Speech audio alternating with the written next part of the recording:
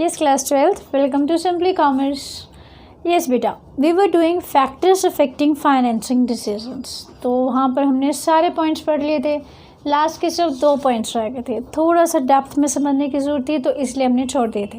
तो आज की वीडियो में हम सिर्फ इन्हीं 2 पॉइंट्स को पढ़ेंगे, बट अच्छी तरह से समझेंगे कि ये क्या चीज़ है और कैसे अफेक्ट करती है फाइनेंसिंग डिसीजन को. तो चलिए स्टार्ट करते हैं.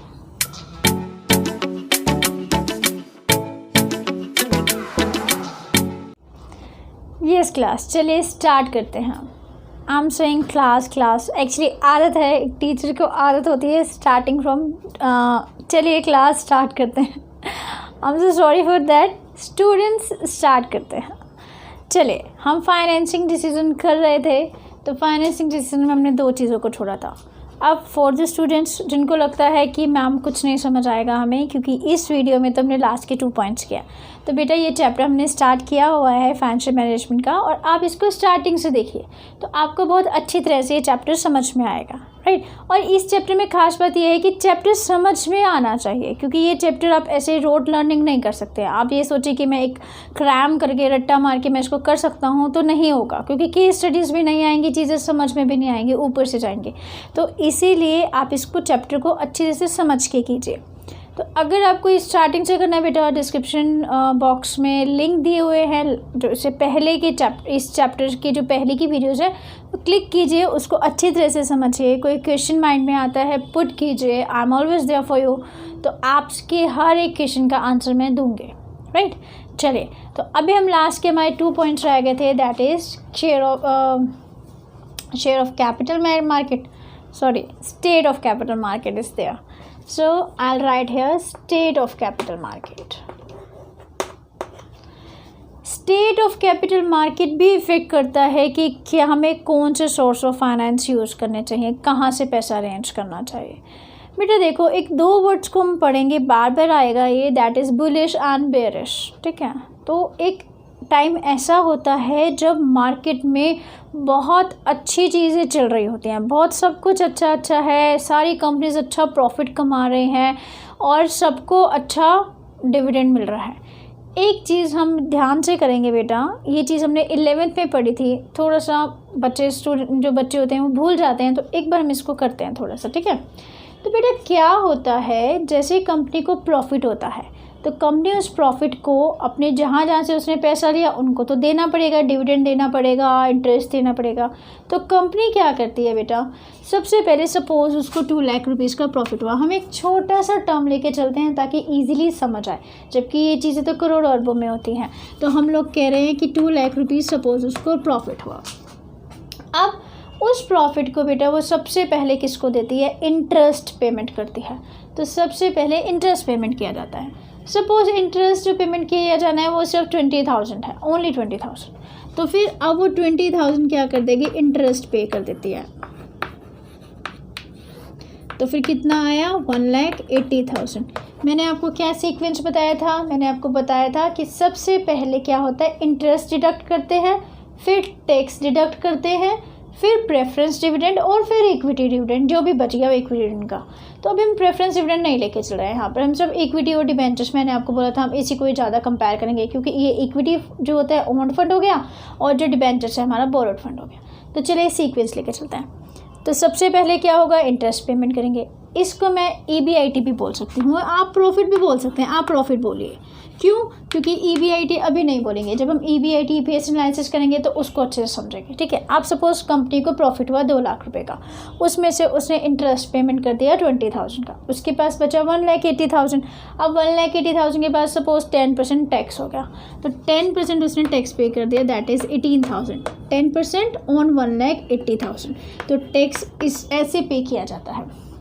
देन हमारे पास कितना पैसा बचा, सॉरी 1,62,000. और ये पूरा का पूरा 1,62,000 किसको मिलने वाला है, अगर प्रेफरेंस नहीं है तो सारा का सारा पैसा इक्विटी को मिलेगा. तो इक्विटी शेयर होल्डर्स ले जाएंगे जितना भी पैसा बचेगा, ठीक है.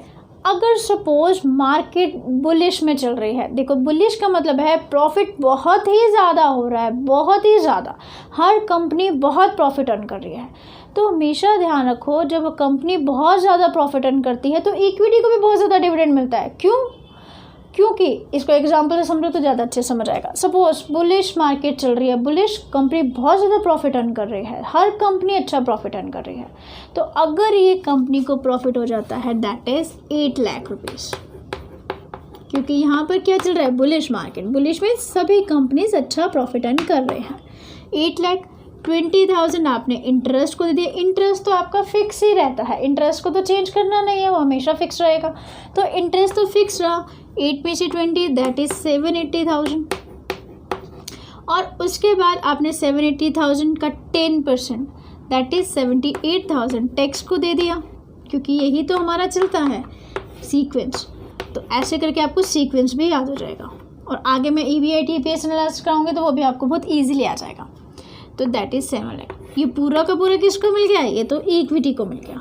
मतलब कहाँ equity, suppose equity share holders सिर्फ 1000 ही थे, तो 1000 लोगों को 1,62,000 रुपये मिल रहे थे, और अब 1000 लोगों को 7 लाख रुपये मिल रहे हैं, 7,02,000। अरे ये तो बहुत ज़्यादा बटेगा सब में, बहुत ज़्यादा।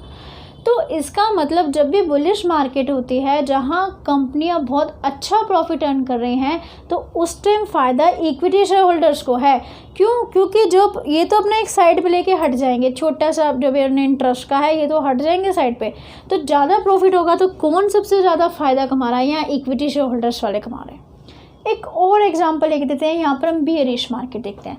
बेयरिश मार्केट क्या होती है? यहाँ पर कंपनियाँ सब बहुत थोड़ा प्रॉफिट अर्न कर रही हैं, मार्केट बहुत स्लो चल रहा है, किसी कंपनी को अच्छा प्रॉफिट अर्न नहीं हो रहा है। तो ऐसे में क्या होगा? सपोज ऐसे में क्या होता है, बेयरिश मार्केट में प्रॉफिट बहुत कम हो रहा है, दिस इज़ 50,000, हर एक कंपनी कम प्रॉफिट अर्न कर रही है। 50,000 20,000 एज यूजुअल किसको चले जाएंगे? डिबेंचर होल्डर्स को, इंटरेस्ट चला जाएगा। कितना बचा? 30,000। 30,000 में टैक्स 10% 30,000 का दैट इज़ 27,000 नाउ। अब ये 27,000 किसको बढ़ जाएंगे? इक्विटी को। मतलब अब उस 1,000 जो इक्विटी शेयर होल्डर्स हैं, 1,000 जो लोग हैं, उनको 27,000 मिलेंगे। मतलब बेरिश मार्केट तो बड़ा नुकसान वाला काम हो गया, क्योंकि ये तो कम पैसा मिल रहा है। और बेरिश मार्केट हो तो इक्विटी शेयर होल्डर की तो चांदी। क्यों? यहाँ पे तो बहुत ज़्यादा पैसा मिल रहा है, 7 लाख 1,000 लोगों में डिवाइड हो जाएगा।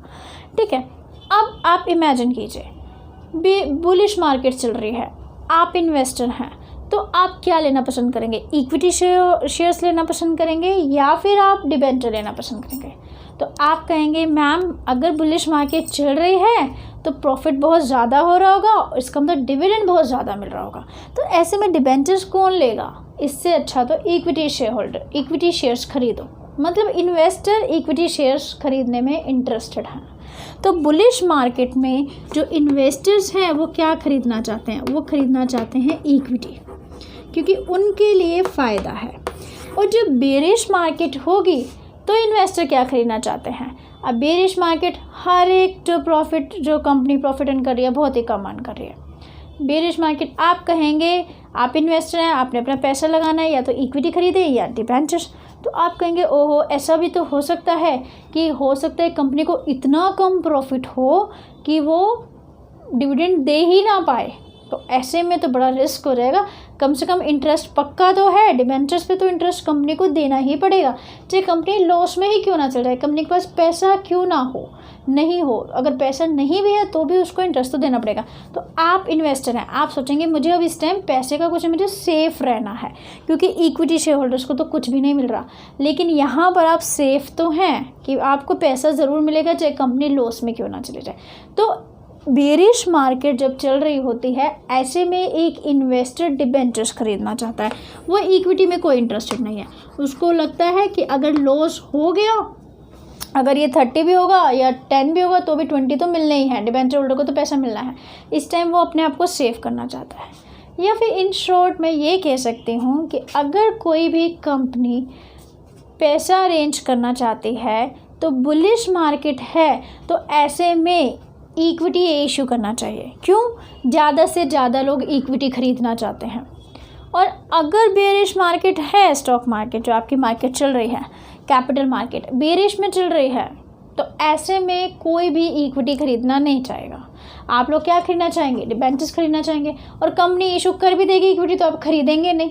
तो इसीलिए कंपनी को बेरिश मार्केट में डिबेंचर्स इशू करने चाहिए, और अगर बुलिश मार्केट चल रही है तो ऐसे में उसको इक्विटी शेयर इशू करना चाहिए, क्योंकि इन्वेस्टर जो खरीदना चाहता है वही चीज़ें इशू करनी चाहिए। और जो इन्वेस्टर खरीदना ही नहीं चाहता तो फिर खरीदेगा कौन उसको? ठीक है ना। तो अब ये आई थिंक ये पॉइंट समझ में आ गया कि बुलिश मार्केट है तो इक्विटी शेयर इशू कीजिए, कंपनी को ये कहा जाता है या सलाह दी जाती है ऐसे टाइम पे इक्विटी शेयर इशू कीजिए। लोग बहुत इंटरेस्टेड होंगे, खरीदेंगे आपके फटाफट। बेरिश मार्केट होंगे तो इक्विटी मत इशू कीजिए, कोई नहीं खरीदने वाला है, बहुत कम इंटरेस्टेड इन्वेस्टर हैं। आप डिबेंचर्स इशू कीजिए क्योंकि लोग सेफ रहना चाहते हैं। तो ये स्टेट ऑफ कैपिटल मार्केट देखनी पड़ती है एक फाइनेंशियल मैनेजर को फाइनेंसिंग डिसीजन लेते हुए कि एक्चुअली हम इशू तो कर दें, पैसा भी तो आना चाहिए ना। सोर्सेज ऑफ बिजनेस फाइनेंस वहाँ पर बहुत सारे हैं, लेकिन हमें देखना पड़ता है कि इस टाइम क्या कंडीशन चल रही है, कैपिटल इन्वेस्टर क्या लेना चाहता है। तो ये चीज़ भी पहले देखी जाती है और उसके बाद ही हम क्या करते हैं, डिसाइड करती है, एक कंपनी डिसाइड करती है कि उसको क्या चीज़ इशू करनी चाहिए। नेक्स्ट, ये चीज़ हमने डेप्थ में समझी तो हमें क्रैम करने की ज़रूरत नहीं है, अब ये चीज़ हमें समझ आ चुकी है, राइट। नेक्स्ट पे चलते हैं। Next, level of fixed operating cost.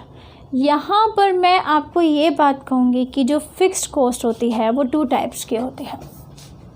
कौन कौन सी होती है एक बार अच्छे से समझते हैं इसको।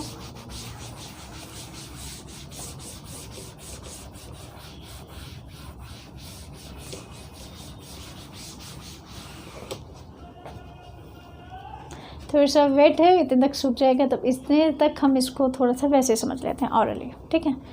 अब एक बात समझिए बेटा, जब हम फिक्स्ड ऑपरेटिंग कॉस्ट की बात करते हैं, एक्चुअली फिक्स्ड कॉस्ट क्या है ये आप इकोनॉमिक्स में पढ़ते हैं। आप पढ़ते हैं कि फ़िक्स्ड कॉस्ट वो कॉस्ट होती है जो कि आपको बेयर करनी ही पड़ती है, चाहे कोई भी बिज़नेस अपना बिज़नेस चलाए या ना चलाए। चलो एक एग्ज़ाम्पल पढ़ते हैं, एग्ज़ाम्पल समझते हैं।